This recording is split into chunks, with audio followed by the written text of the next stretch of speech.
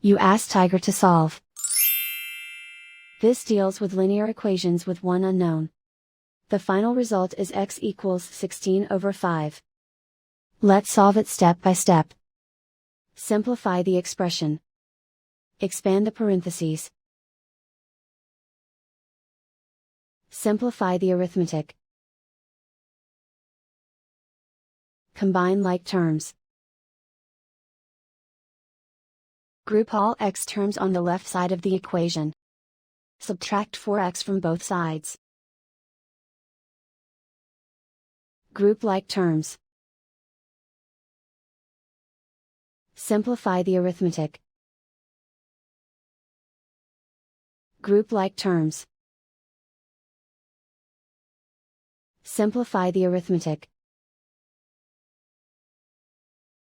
Group all constants on the right side of the equation. Add 6 to both sides. Simplify the arithmetic.